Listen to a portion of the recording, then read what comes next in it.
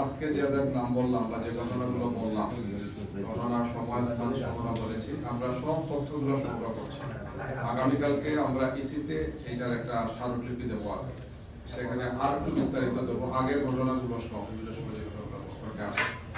আর আমরা তাৎক্ষণিকভাবে এই ঘটনাগুলো সংশ্লিষ্ট আসনে নির্বাচনী দায়িত্বে যারা আছেন, রিটার্নিং অফিসার বা সহকারী রিটার্নিং অফিসার যারা আছেন এবং এর পাশাপাশি আইন শৃঙ্খলার জন্য যারা দায়িত্বে আছেন তাদেরকে জানিয়েছি। ইলেকট্রাল কমিটি আছেন, আমরা তাদেরকে জানিয়েছি এবং এই সবগুলো তথ্য উপাত্ত আমরা স্থানীয়ভাবে সাংবাদিকদেরকে অবহিত করেছি। আর তার পুরো একটা রেকর্ড আমরা নির্বাচন কমিশনে আমরা জমা দিয়েছি, কালকে আমরা বাতিল করতে পারবো। পাঞ্জাবের জগতে একটি বিশ্বস্ত নাম শাবাব এথনিক ওয়্যার। আমরা এখানে আপনাদেরকে ব্রিফ করেছিলাম, পরে আমাদের একটা রাজনৈতিক কর্মসূচি বিক্ষোভ মিছিল করেছিলাম, জানালেন আপনারা ফলো করেছিলাম, আপনারা জানেন।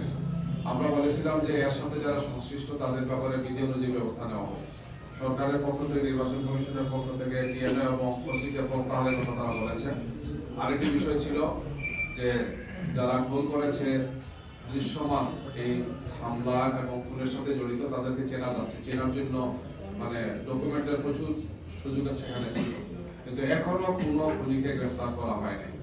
আমরা মানে জোর দাবি জানাচ্ছি যে এই সমস্ত চিহ্নিত খুনিদেরকে যদি গ্রেফতার করা না হয়, যে অস্ত্র দিয়ে তারা এই কাজটা করেছে সেগুলো যদি উদ্ধার না হয়, তাহলে জনমনে আতঙ্ক থাকবে, নির্বাচনের সুষ্ঠু সুন্দর পরিবেশ মারাত্মকভাবে বিঘ্নিত হবে এবং অবিলম্বে সেই খুনিদেরকে গ্রেফতার করে প্রশাসনকে, সরকারকে, নির্বাচন কমিশনকে প্রমাণ করতে হবে যে একটি সুন্দর, সুষ্ঠু, শান্তিপূর্ণ নির্বাচনের জন্য তারা যে প্রতিশ্রুতিবদ্ধ।